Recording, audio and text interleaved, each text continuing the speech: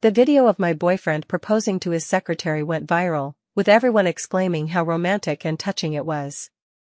The secretary even posted online, confessing, "Finally, I've waited for you. Lucky I didn't give up. Alex, I look forward to spending the rest of my life with you." Comments flooded in, with people gushing, "So sweet. The secretary and the CEO, my OTP is the most adorable." Without shedding a tear or making a scene, I quietly closed the page and went to confront my boyfriend for an explanation.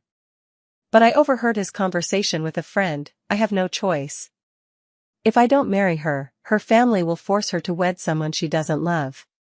"What about Celia? She's your actual girlfriend. Aren't you afraid she'll be upset?" "Even if she is, what can she do? Celia's been with me for 7 years, she can't leave me." Later, we got married on the same day. As our wedding cars passed each other, when the brides exchanged bouquets, and he saw me in the opposite car, he completely broke down. "Mom, I'll agree to the arranged marriage." In the dimly lit living room, my soft voice sounded desolate and numb. Mom was shocked to hear my agreement. "But you were against it before? What made you change your mind so suddenly?" "Celia, marriage is no joke, whether it's arranged or not doesn't matter. I just want you to be happy. Think it through carefully, don't act on impulse." Listening to Mom's words, I couldn't help but tear up. "Mom, I've thought it through. You can start preparing the wedding."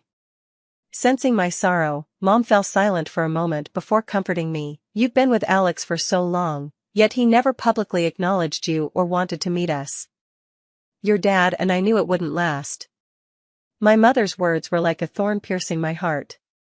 So, the bystander sees it all clearly, only I was in the dark. "Landon is the marriage candidate your father and I selected for you long ago. The one we vetted for you, setting aside everything else. His character and family background are undoubtedly first-rate. Our daughter deserves nothing but the best." I took a deep breath. "Thank you, Mom. I trust your and Dad's judgment." My mother continued, "Then, should we arrange for you two to meet in the next couple of days?" "No need, you can proceed with preparing the wedding directly." After hanging up, Alex appeared behind me at some point, holding a small cake, and asked in confusion, "What wedding? Who's getting married?" "Mine, it's mine getting married." I silently answered him in my heart, but the words stayed on the tip of my tongue, unspoken in the end. I calmly shook my head. "Nothing, just a friend." The moment the words left my mouth, I noticed his expression visibly relax.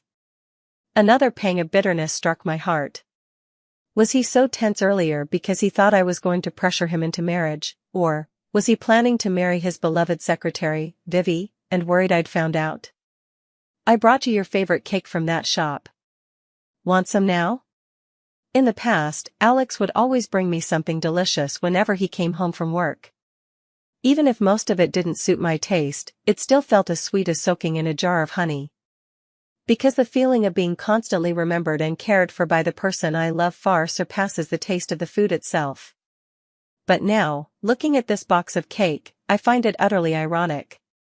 Just a moment ago, I saw Vivi change her WeChat moments from visible to myself only to public. After scrolling through just a few posts, I couldn't bear to look anymore. At this moment, I realized how utterly ridiculous I was. It turns out this is the cake Vivi loves. Not just this cake, all those nuts and snacks were her favorites too. What's even more tragic is that I discovered the habit of Alex bringing me food after work only started after Vivi joined the company. "So, Alex, who did you mistake me for when you were feeding me? Was it Celia, or Vivi?" Swallowing the bitterness, I spoke softly. "I don't like sweets, they're too cloying. Don't buy them anymore in the future." Alex didn't expect me to react this way, and there was a trace of surprise in his eyes. "How could that be? I've never seen you refuse them before." After all these years together, if he truly cared about me, how could he have never noticed my preferences in food? Some things, when repeated too often, become tiresome and eventually, they turn into compromises. I didn't argue further and just casually said, "My tastes have changed recently." For several days in a row, Alex seemed really busy, so busy he even forgot my birthday. But I didn't mind anymore. Then, as if suddenly remembering, he bought tickets to my favorite musical as a way to make it up to me. The show was extremely popular, and tickets were hard to come by. I hadn't managed to get one myself, so when Alex said he had tickets and asked me to go, I agreed. On the day of the performance, I didn't see him. Instead, I saw Vivi showing off tickets on a post. 2 tickets. How nice to have someone on call to go crazy with you for a boring concert. Although the face wasn't shown, I recognized Alex immediately by the scarred hand in the photo. That scar on his hand was from saving me years ago. Suddenly, I felt like a clown. While I was standing outside in the rain, worried if something had happened to him, he was inside watching the concert with his little secretary in the VIP section. The icy rain battered my face, slowly chilling both my heart and body. Just then, my mother sent me a message saying the wedding was scheduled for 2 weeks later, and she could postpone it if I felt the timing was too rushed. I shook my head, no need, let's keep it as is. The downpour had paralyzed the city's traffic, leaving me stranded for what felt like ages without being able to hail a cab. Alex's call came belatedly, "Why aren't you at home?" My voice was eerily calm, completely devoid of emotion. "I'm at the Grand Theater." He seemed to suddenly remember something, falling silent for a moment. "Sorry, I got held up this afternoon." "Wait for me, I'll come pick you up." I didn't refuse, but I also knew he wouldn't come. Sure enough, the next second, Vivi updated her post again, "Afraid I'd catch a cold from the rain, my CEO husband personally made ginger soup. A man who cooks is the handsomest, I wanna marry him." The photo showed Alex's back as he busied himself at the stove. After just one glance, I quietly closed the page. The heavy rain made it inevitable, I caught a cold and had a fever. Using "I don't want to infect Alex" as an excuse, I moved to the guest room. Surprisingly, Alex set aside his work and stayed home to take care of me. But I felt uneasy. "It's just a minor cold. I'm an adult, I can take care of myself. Go focus on your work." He stared at me oddly for a long moment. "Didn't you always wish I could stay with you when you were sick before? Why are you acting so differently today?" I lowered my head, hiding all the emotions in my eyes, and forced a smile. "I was childish before, but I won't be like that anymore." Alex looked at me with concern in his eyes. "Celia, are you okay?" "I'm fine. You should go now." He could tell I was acting a little strange but couldn't quite put his finger on what was wrong. In the end, he just stared at me intently, sighed, and said, "Then get some rest. Call me if you need anything." After he left, I let out a long sigh of relief and lay down to sleep again. When I woke up, I saw that my mom had sent me the detailed wedding plan again. She even sent me over a dozen wedding dresses all at once for me to choose from. I casually scrolled through them, zooming in on the images to examine them carefully, so much so that I didn't even notice Alex suddenly appearing. He snatched my phone away and tossed it aside, frowning unhappily. "Why are you looking at wedding dresses?" At first, I thought he had found out about my upcoming wedding and was about to confront him directly. But what he said next made me realize just how ridiculous my assumption was. "Celia, are you forcing me into marriage? I've told you I will marry you. You don't need to play such tricks to hint at it, it's quite unbecoming." "You've misunderstood, I wasn't." But he waved his hand, cutting off my explanation. "I have things to do.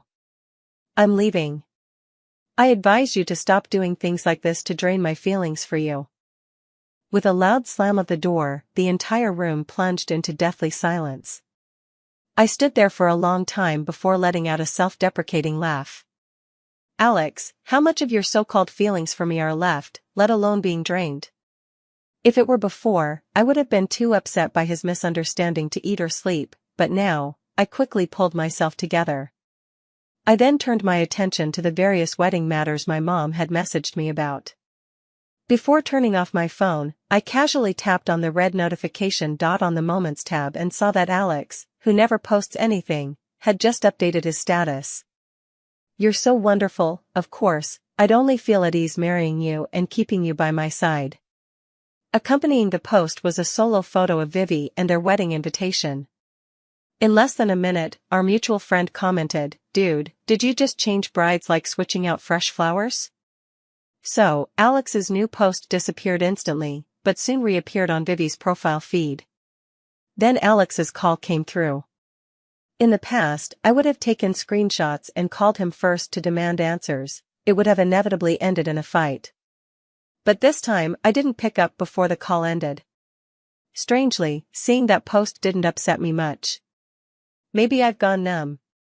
My first thought was that their wedding date was actually the same as mine. What a coincidence. Alex came home when I was already fast asleep. He quietly opened the door and walked to my bedside. "Celia, are you asleep? Why didn't you answer my call?" I turned my back to him and casually brushed it off, fell asleep by accident, didn't hear it. Alex exhaled in relief, bent down closer to me, and reached out to feel my forehead. "Still running a fever?" The moment he approached, the cloyingly sweet scent of women's perfume on him made me nauseous, nearly retching.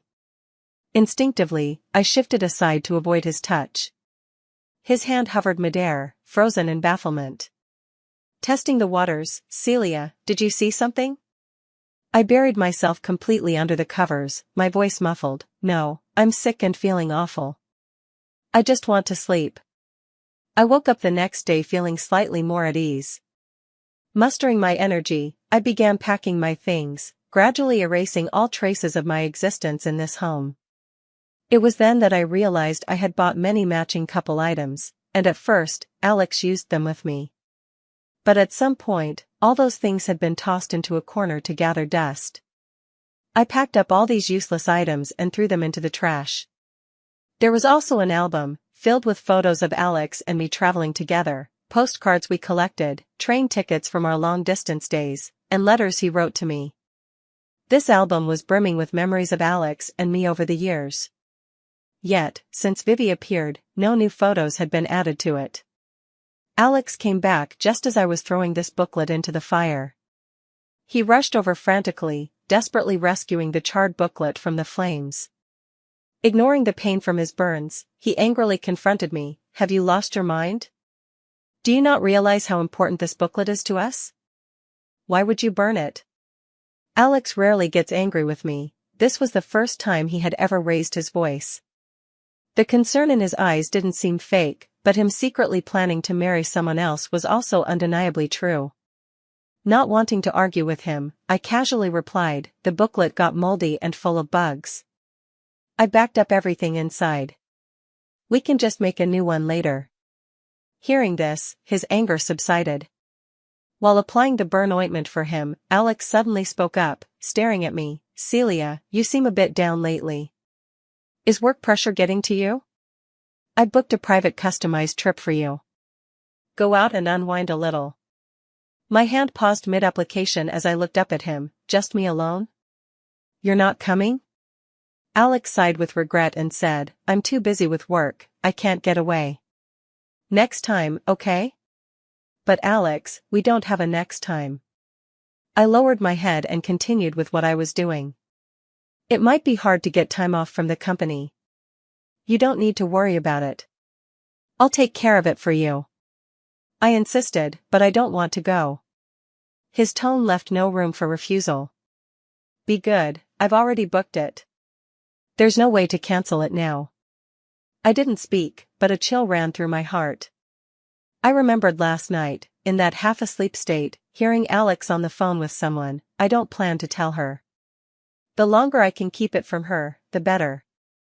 To be safe, during the wedding, I'll book her a travel itinerary so she can go on a trip. The person on the other end sighed, "And then? Are you going to make her the other woman?" Alex fell silent for a long time upon hearing this. He took a deep drag of his cigarette and exhaled slowly.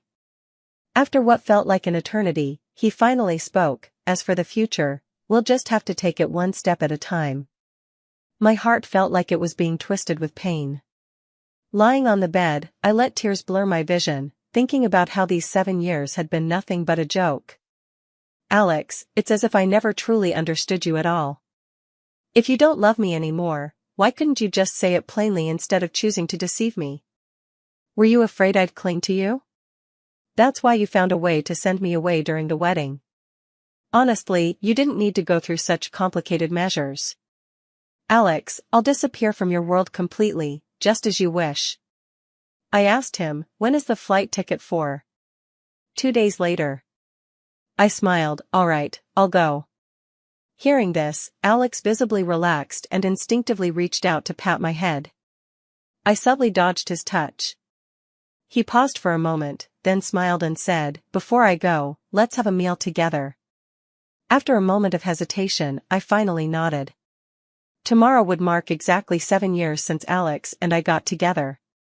Let's make this a proper farewell, then, clear everything up once and for all, so this relationship begins and ends on the same day.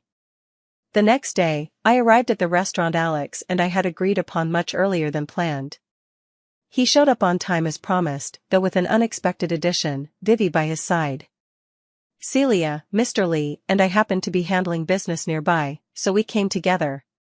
I hope we're not interrupting? I shook my head, though I couldn't help feeling regretful. It seemed even this final farewell meal wouldn't end perfectly. Alex ordered a table of light dishes. Seeing this, Vivi couldn't help but laugh. President, these dishes are too bland, they probably don't suit Celia's taste, do they? Alex replied nonchalantly, you're on your period. You shouldn't eat spicy food. He said considerately, summoning a waiter to remove the cold drink in front of Vivi and replace it with a cup of brown sugar ginger tea. Vivi pouted, grumbling unhappily that Alex was being too controlling. Alex tapped her forehead affectionately and said, if I didn't take care of you, you'd be crying from a stomachache later. Vivi stuck out her tongue, it's not that exaggerated, you're just overthinking because you care about me too much. The two of them flirted shamelessly in front of me, acting as if no one else was around.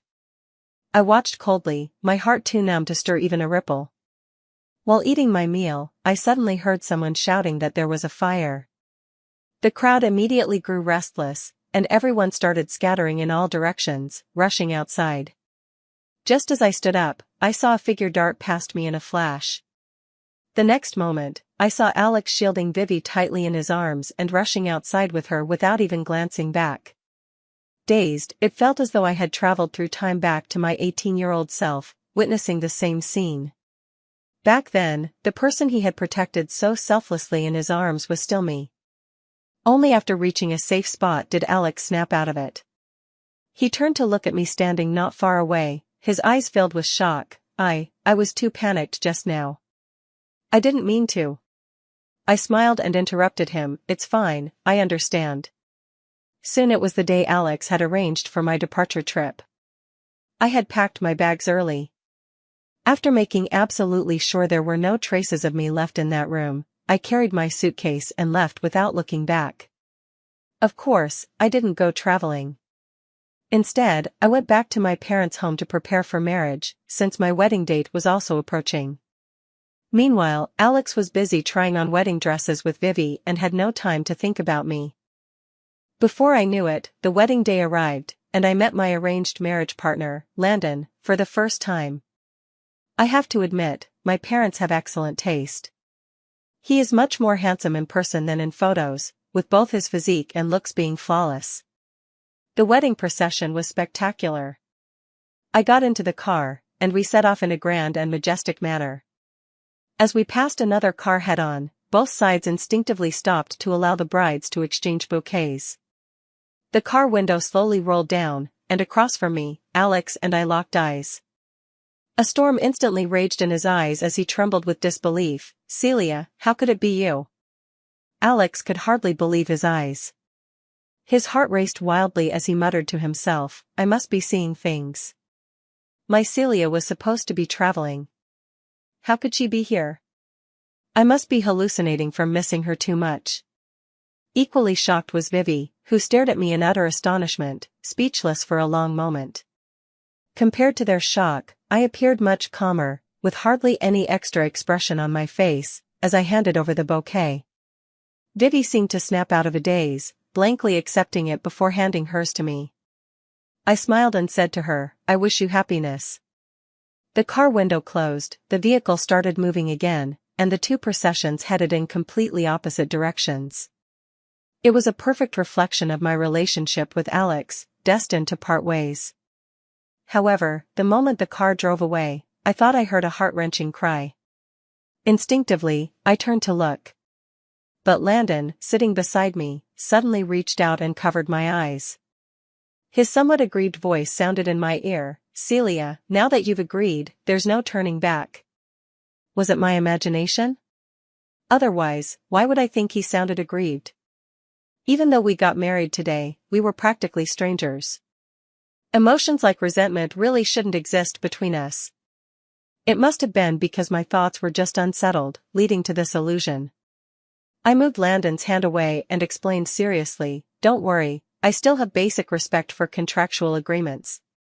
Since I agreed to this marriage, I'll honor the arrangement and won't go back on my word. Besides, Alex, he's not worth me doing this. In the other car, Alex grew more panicked as he thought about it, disregarding Vivi's attempts to stop him. He immediately called the airline to inquire about my information, only to receive the answer that I had not boarded the flight. His mind went blank for a moment, his hands trembling as he called the travel agency again. Did the tour guide pick up Celia? Upon receiving a negative answer, he completely lost it. That was Celia in the car just now, it had to be Celia.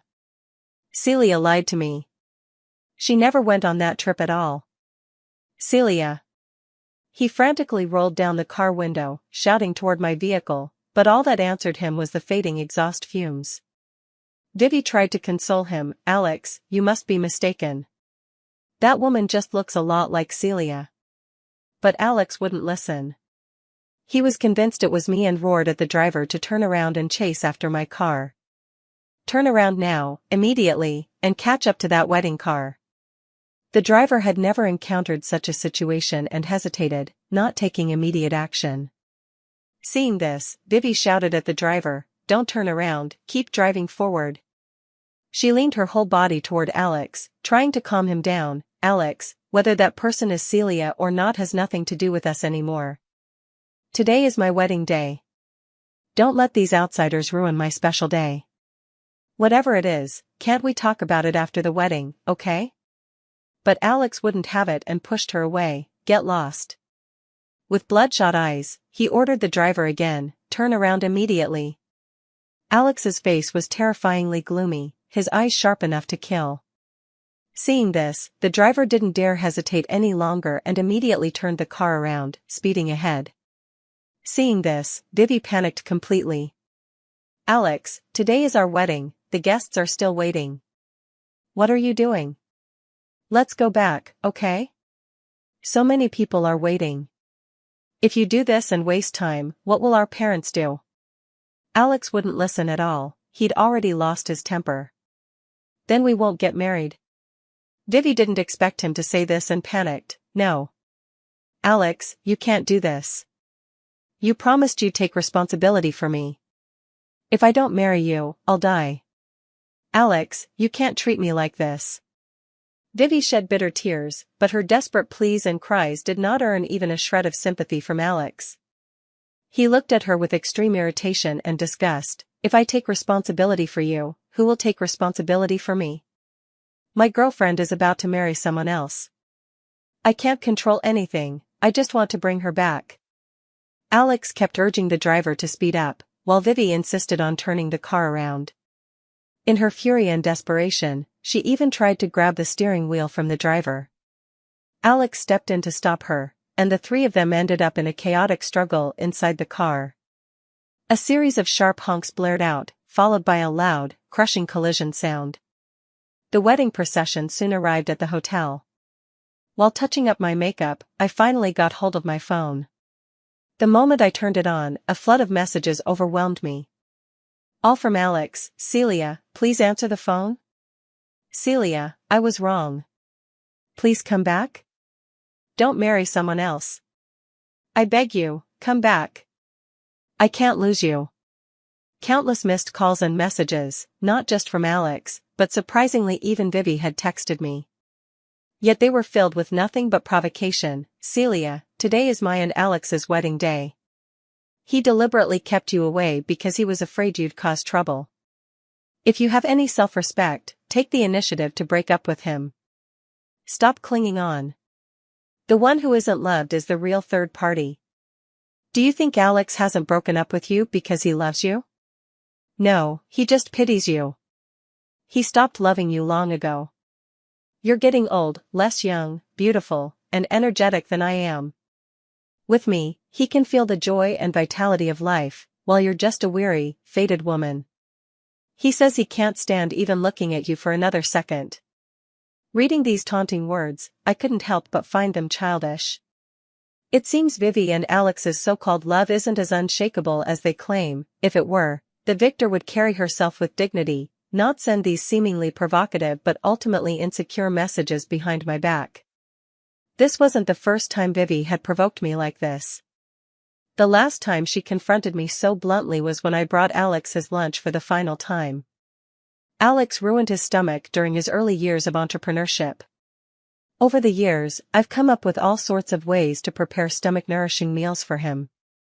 After Vivi became his secretary, she also started cooking for Alex, using the excuse of being too busy with work and needing to save time. When she did these things, she never hesitated in front of me. Sister, you and the CEO are my great benefactors. I see how hard the CEO works, and as his secretary, I also have a responsibility to take care of his daily life. Alex and I had unintentionally helped Vivi in the past, and she always mentioned how we were her benefactors. At first, I felt a bit uncomfortable, always thinking that Vivi's actions seemed a bit overstepping. But Alex didn't seem to mind at all, saying he didn't see anything wrong with it and advised me not to overthink it. Don't overthink it. She just wants to repay our kindness. Since the girl has already gone through the trouble, it wouldn't be right for me to reject her gesture. Besides, her cooking skills are nowhere near as good as yours. Celia, trust me, okay? Don't let your imagination run wild. However, his words didn't comfort me, and I still felt uneasy. Alex noticed this and immediately called Vivi into the office in front of me. With his arm around my shoulder, he said to Vivi, "Vivi, from now on, there's no need to specially bring me meals. Just focus on your own work. Celia is all I need for my 3 meals a day." At that moment, Vivi's eyes instantly reddened. She trembled like a child who had done something wrong, tears welling up in her eyes, as if she were about to burst into tears the next second. Bowing to me in fear and trepidation, she apologized. "I'm sorry, Celia. I only did this to thank the CEO. If it made you misunderstand, then I apologize to you. I'm sorry. You can hit me or scold me, but please don't be angry with the CEO because of me." Her attitude made me subconsciously frown, feeling extremely uncomfortable. I shared my thoughts with Alex. Yet he still argued with me, saying I was overthinking it. Alright, I've already told Vivi not to bring meals anymore. Cheer up, Celia. His words silenced all my unspoken thoughts. After that, everything seemed normal. Vivi didn't do anything inappropriate again, and I gradually let my guard down, thinking that perhaps I had indeed overreacted before. Because of this, I felt guilty for misunderstanding Vivi. To make up for it, I often reminded Alex to take extra care of her at work. Then I fell ill and stopped bringing meals for a while. When I resumed, Vivi welcomed me with the same warmth. But in just one glance, I noticed the necklace around her neck, exactly like the one in my home. It was a gift from Alex for our anniversary. I remember Vivi complimented it back then. "This necklace is so beautiful, Alex has such good taste. You're so lucky, sister. Unlike me, I probably won't ever get to wear such a pretty necklace in my lifetime." At that time, I already felt disgusted. When I stared straight at her neck, Vivi just smiled back at me, not showing the slightest hint of guilt. "That necklace of yours." Without changing her expression, she calmly admitted, "Alex gave it to me." At that time, I argued with Alex, but he insisted it was a work bonus for Vivi, saying I was overthinking it.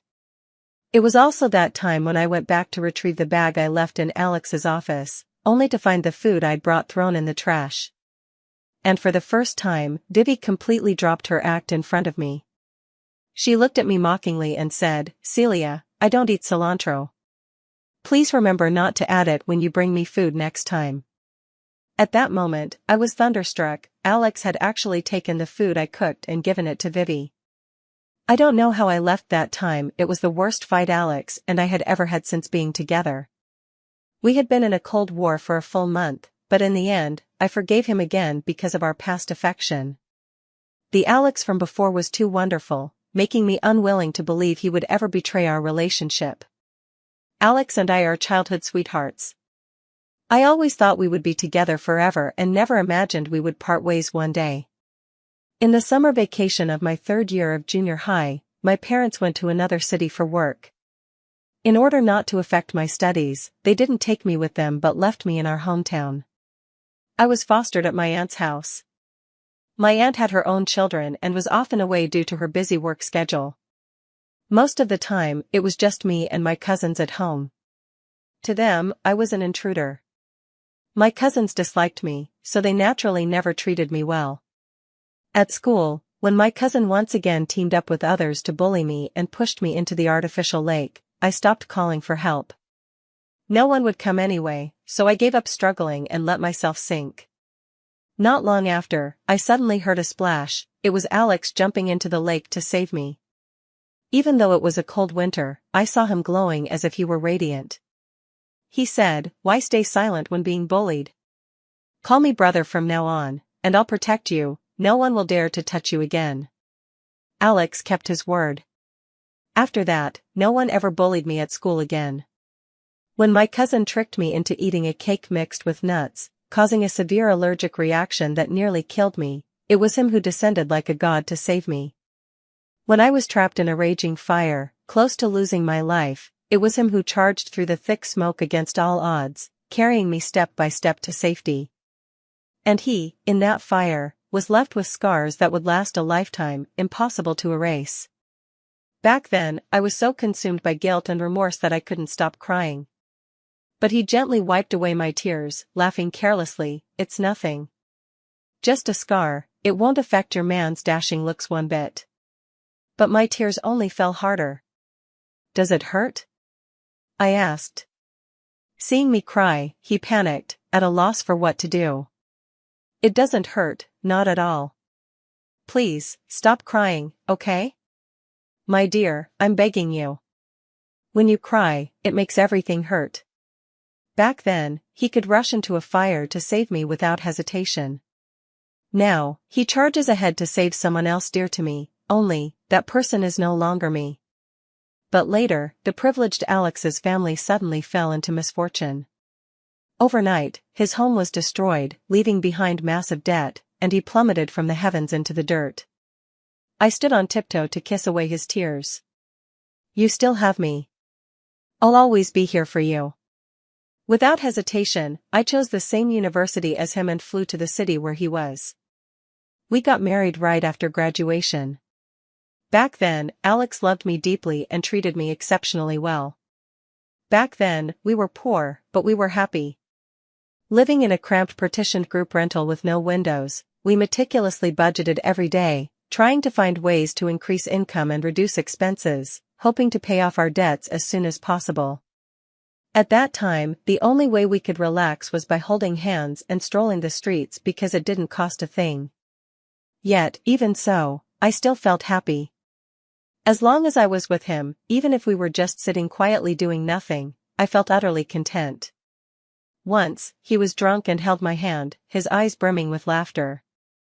He fumbled in his pocket and pulled out a necklace, carefully draping it around my neck. "Wear this for now. When we have more money, I'll get you something better." Later, we really had money, and I got a better necklace. But my favorite is still that thin necklace from back then.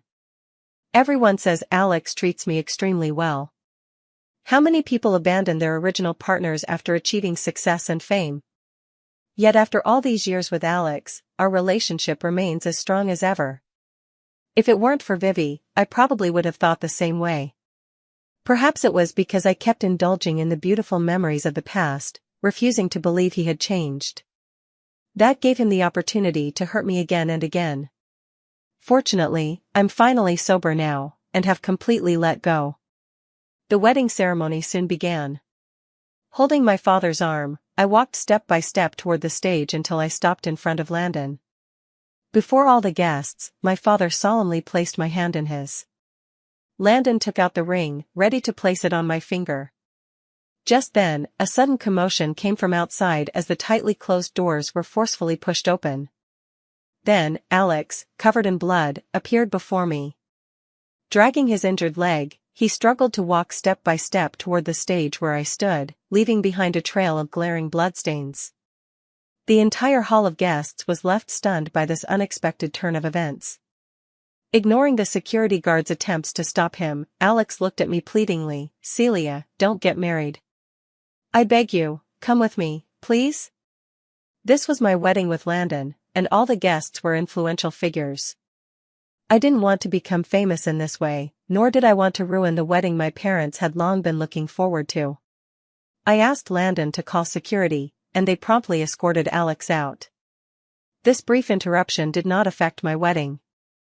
After that, everything went smoothly until the final ceremony concluded and the guests had left. I turned to Landon and said, "Could you give me some time to deal with what just happened? I want to make things clear with him." Landon gave me enough trust. Without hesitation, he nodded and said, "Go ahead, but be careful. If you need help with anything you can't handle, just call me anytime. I'll be right here." For some reason, his demeanor gave me an inexplicable sense of security. Alex was placed in a room with a guard specifically watching over him. When he saw me, he immediately said, "Please talk to him. He's lost a lot of blood from the car accident, and we've tried to persuade him to go to the hospital, but he refuses to leave no matter what. If this continues, he might lose too much blood and be in mortal danger." I nodded at the security guard to indicate I understood. Pushing the door open, I saw Alex sitting there with a pale face, beads of sweat glistening on his forehead, looking utterly miserable. The moment he spotted me, his eyes lit up, and he instantly broke into a smile. "Celia, you finally agreed to see me. Please, come home with me, won't you?" Seeing him like this, after all, I once loved him, I couldn't bring myself to ignore his pain. "You're hurt. Let's go to the hospital first. We can talk later." Yet stubbornly, he refused. "No. Not unless you promise to come home with me." I sighed helplessly. "Alex, we've already broken up. I'm married now. Snap out of it, will you?" "No. I don't agree. Who said we broke up? I never consented to this." I exhaled wearily. "The moment you decided to marry Vivi, we were already over, weren't we? Alex, I sent you that breakup message. Your silence was tacit acceptance, wasn't it?" Alex urgently tried to explain. "I didn't see your message." "Celia, if this is about Vivi, I can explain. I didn't mean to hide it from you. I have no feelings for Vivi. I just felt sorry for her. Her rural parents were forcing her to marry an idiot. I only agreed to a fake marriage with her to help her out. Celia, you have to believe me, there's really nothing between me and her. She was someone we rescued from human traffickers and I personally sponsored her. She calls me older brother, and the only reason I help her is because of that bond. From the beginning until now, the only one I've ever loved is you. This is so ridiculous. If it's really as you say, just to help her, then why didn't you tell me the truth? Why lie to me? Alex, you keep saying you love me, but have you ever respected me?" He hurriedly said, "That's not the case, Celia. I admit hiding it from you was my fault. But you have to believe me, I did this for your own good. I was afraid you'd overthink it, afraid you'd be heartbroken again and fight with me, that's why I kept it from you." By now, I can no longer tell which parts of his words are true and which are false. But frankly, it doesn't matter anymore, because I simply don't care. I let out a long sigh. "It doesn't matter, Alex. We're over. There's no need for explanations." No sooner had I finished speaking than Alex sprang to his feet in agitation. only to wrench the injury on his leg. A sharp gasp of pain escaped him as beads of sweat instantly formed on his forehead. He suppressed his pain and tried to keep me. Celia, I know I was wrong. I hurt you. After realizing it was you in the car, you have no idea how scared I was of losing you. In that moment, it felt like the end of the world. Maybe it's heaven's punishment for me to get into an accident while chasing after you. Celia, this is my karmic retribution. I truly understand my mistake now. I love you, Celia. Can we start over? In my memories, Alex had never seemed as humble as he did at this moment in front of me. I remained calm. Alex, stop resisting. Admitting that your feelings have changed isn't something to be ashamed of. I believe you truly loved me before, but the fact remains, you've changed now. He anxiously interrupted me. No, I still love you now, believe me, Celia. I laughed. You say you love me, yet you can't even remember my preferences. All the food you bought for me was what Vivi loves to eat. You say you love me, yet even the gifts you give me are identical to Vivi's. You say you love me, yet you forget my birthday and our anniversaries. You say you love me, yet in the most critical moment, you cast me aside without hesitation and ran to someone else. Alex, so this is what you call love? If so, then your love is far too cheap. He looked at my indifferent expression and suddenly panicked. Celia, I know I was wrong. Just now, while waiting for you outside, I finally understood how it feels to wait for someone. I've made you wait so many times before, I'm sorry. I know there were too many things I didn't do right in the past. You have every right to be angry with me. Celia, I'm just asking for one more chance. I'll change, I'll become the kind of partner you deserve. His voice choked with emotion. I'll learn to cook for you, share the housework with you, pick you up and drop you off every day. I'll never eat food made by anyone else again. Whatever you like to eat, I'll eat it with you. If you want to travel, I'll go with you anywhere. I'll never forget your birthday again, I won't miss any of our anniversaries, and I'll never abandon you just because someone else calls. I looked at him expressionlessly, without saying a word. He grew even more agitated. I didn't handle the situation with Vivi properly, and I won't see her again from now on. I'll make her resign, and I'll delete all her contact information. I sneered. So you do know what you did wrong. Yet you still treated me like that. To put it bluntly, you simply don't care about me. You took my affection for granted and were certain I wouldn't do anything no matter how you treated me. That's why you grew bolder and went further. That's not true. I do care about you, Celia. I love you. Sorry, but I didn't feel it. All I felt was your disrespect and contempt. The way you responded to Vivi's every request, always at her beck and call, treating her with utmost care, that's what you call love. His face turned deathly pale. I admit I was indeed lost before. I mistook my pity for her as love. But it was all an illusion. It wasn't until you were about to leave that I saw my own heart clearly. The one I've always loved is you. The mere thought of losing you fills me with unbearable pain. It was my stupidity, not recognizing my true feelings for Vivi and you sooner. I even deliberately used Vivi to provoke you during our arguments. I never had any real feelings for her, it was just her endless admiration and dependence, along with my pity for the weak, that clouded my judgment. Celia, can we start over? No, I don't love you anymore, I said flatly. Alex, you don't deserve my love. I'm fine as I am. I deserve a beautiful, untarnished emotion, and a lover who is wholly devoted to me. With that, I turned and walked away. Despite his severely injured leg, Alex staggered after me, grabbing hold of me. His hands and legs were covered in blood, a sight both shocking and heartbreaking. I turned my head, my voice cold and hard. Stop playing the victim. It won't work. His body trembled slightly, his eyes filled with despair. No, Celia. With that, I walked up to Landon without hesitation. He smiled and reached out his hand to me.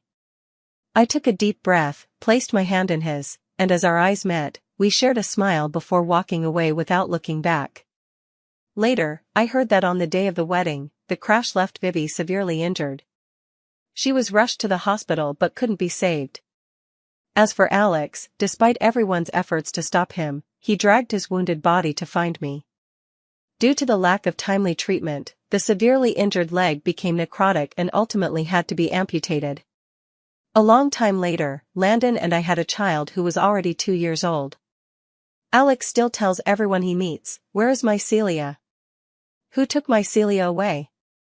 18-year-old Alex, if you ever meet 28-year-old Alex, never forgive him.